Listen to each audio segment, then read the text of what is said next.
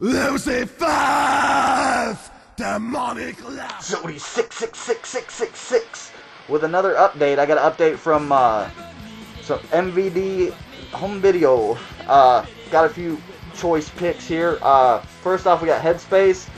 This is from the same producers that did The Girl Next Door and The Woman. This was really cool. It's kind of a monster flick, but it's got more psychological horror in it. Basically, what this one's about is this dude named Alex. He's just going around and all right. The beginning of the movie packs a pretty good punch to get you ready to get into shit. Starts out, it's these little kids and their dad. It's two brothers and their dad, and you know, they're having a little birthday party or whatever. The mother goes nuts.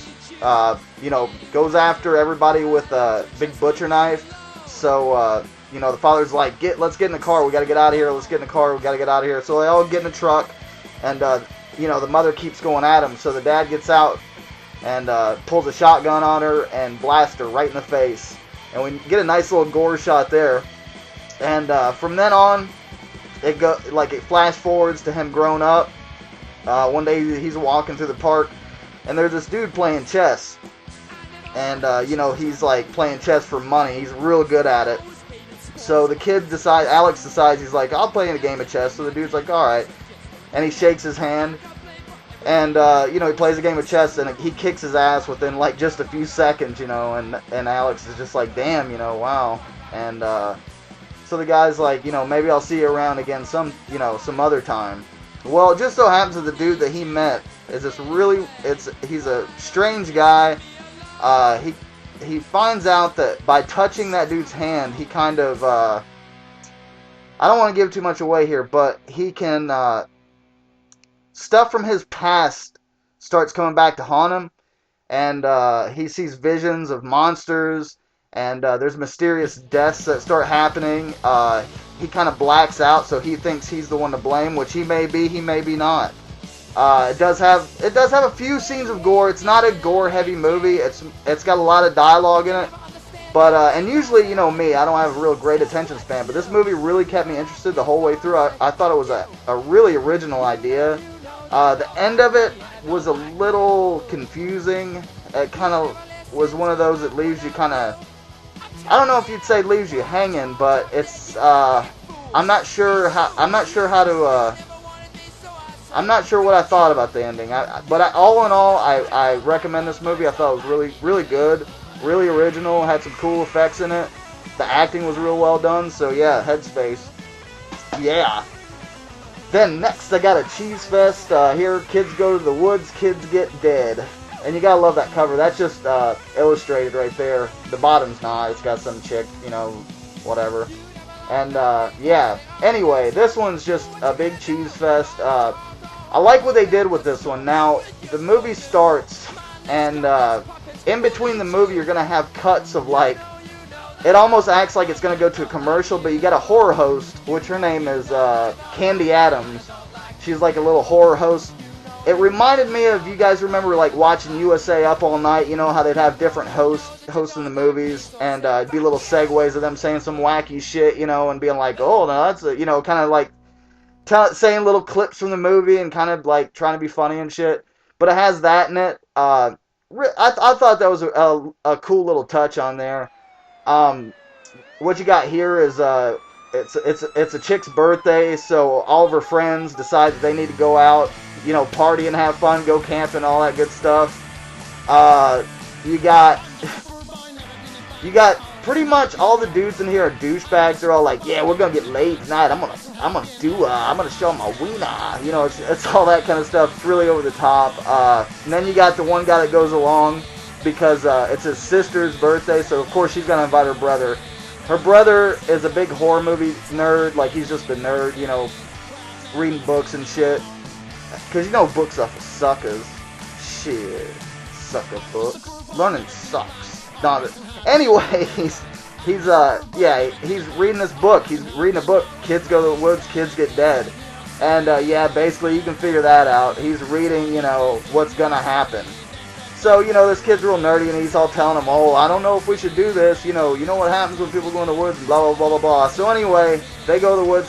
Now, the killing, at the very beginning, there's a few kills in this that I was a little disappointed with, because only thing it would show would be the aftermath of the kill, which some of them were pretty cool. Like, you know, this person gets her face smashed into a mirror, and it shows them with shards of glass all in their face, and I thought that looked pretty cool. But, yeah, it's not till the end where that's where he really starts getting into it. It starts showing more kills. They get pretty fun gore. It's not like realistic gore or anything like that. It's just fun. It's a good, fun B-movie. Don't expect the best acting. It's not bad, though. It's not a bad movie. The acting wasn't bad, but just expect a B-movie, and I think you'll be happy with that one. Good stuff. Then another one I got is old G.G. Allen, Blood, Shit, and Fears. If you guys don't know who this guy is, anybody that's into watching just stuff that's just totally just fucked up, pretty much. This guy was, you know, I have a lot of his DVDs, you know, from back in the day. But this is the newest one he just put out. Well, he didn't put it out, he's dead. But yeah, I guess his brother had some footage, MVD, you know, they put a lot of these out, MVD video. But, yeah, you know, you get what you get on this one. If you haven't heard of G.G. Allen, he's a scumbag. He's just a nasty son of a bitch. Yeah, he was a lead singer for a punk band. And I mean, he was G.G. Allen. I mean, he played with a lot of different bands, but it was always G.G. Allen because he was just like, he was a screwball. He had a few screws loose, especially after he went to jail for a while. He came back out of jail and he was balls out after that. Because if you listen to his old, like, you know, early 80s stuff, it was kind of more poppy. It was still good, I enjoyed it, but he went he went off the deep end. Like, he just got really trashy and misogynistic. I mean, just total scumbag. But yeah, what he does at his shows, and this is pretty much just 4 of his shows. Him just going balls out nuts. If you want to see somebody eat shit, if you want to see some, you know, I mean, this dude's actually, this isn't fake, phony, you know, he's not putting on a show. He's eating shit, he's throwing shit at people, he's cutting himself up, he's punching people in the face, he's grabbing girls by their hair. I mean, he just goes out in the crowd and just annihilates. It's just a good time. He throws cymbal stands at people, throws chairs at people. I mean, he has no shame.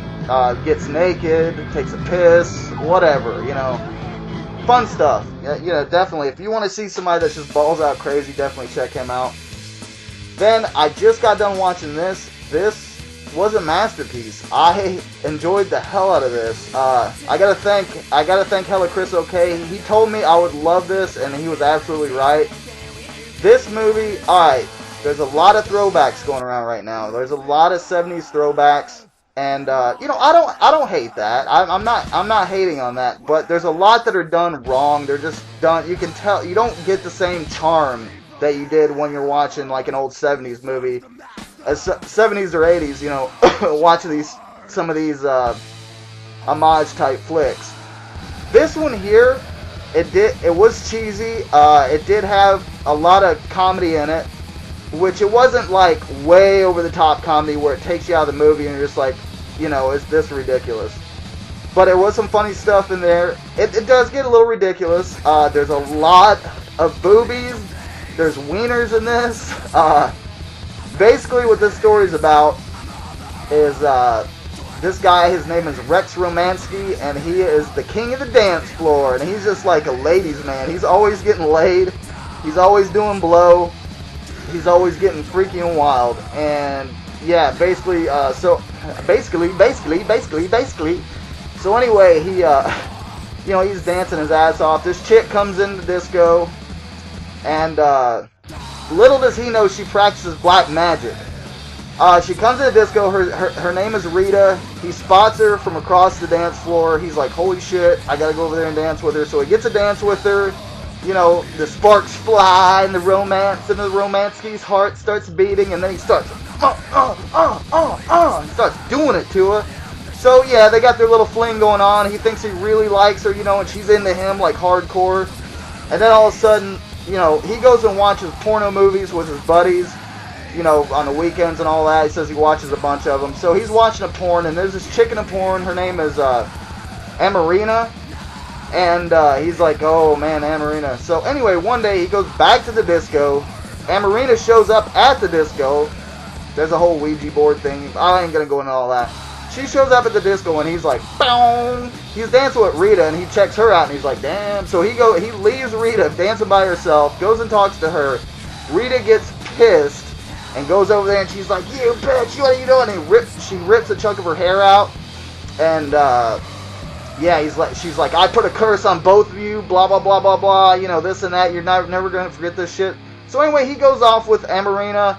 Amarina, you know, is a porn star. He gets caught up in that world. There's a lot of sleaziness in this movie, but for me it didn't really, you know, it wasn't like it was uncomfortable, like, I don't know, it's sleazy as hell, but it was fun. It's really just a fun-ass flick. And there were some real good shots, like, there's a shot where, Rita's walking through, like, a foggy forest, going to the graveyard, and I don't know, that scene just really felt like it was a honest to goodness, straight out of a 70s flick. So you get this curse on her. Now Rita can possess other people, you know, through the power of the devil. And yeah, she possesses other people. They try to kill, you know, Rex and his buddies. And also, if that wasn't cool enough as it is, she also resurrects some zombies of all the women in the graveyard that have been done wrong by a man. So yeah, I mean, I'm not going to keep giving a bunch of stuff away. This is highly recommended. You've probably heard other people talk about this already, but I want to give a big shout out to Clint at MVD Video. You know, good stuff. And I also want to give a big shout to my buddy Scott, Willie Mark 1, man. I got Fantaside, and I got Multidolls mixtape. I can't wait to check Fantaside out. I did watch some of Multidolls mixtape, but it was at work. And I had a coworker with me, and I didn't want her to see it, so I kind of watched just a little bit of it, and then she started kind of moving around, so I had to turn it off. But man, what I seen of it, masterpiece. I mean, it's total, you know, sick out fest. You know, people eating shit and just cartoons. You get cartoons, you get people eating shit, you get dead people, you get a whole mixture of things, just like my brain works. It's kind of like a whole mixture of crazy bullshit in my head, and that totally came through from Amber's video. I can see where her mind's at, and it's a fun place. So that's it for now. I got a bunch of other shit to update, and I got Zombie Lake, and I remember seeing that movie a long time ago, and I hated it, and I just watched it the other day, and I love that damn movie. I don't care what anybody says. Zombie Lake is a shit. Anyway, that's it. So bye.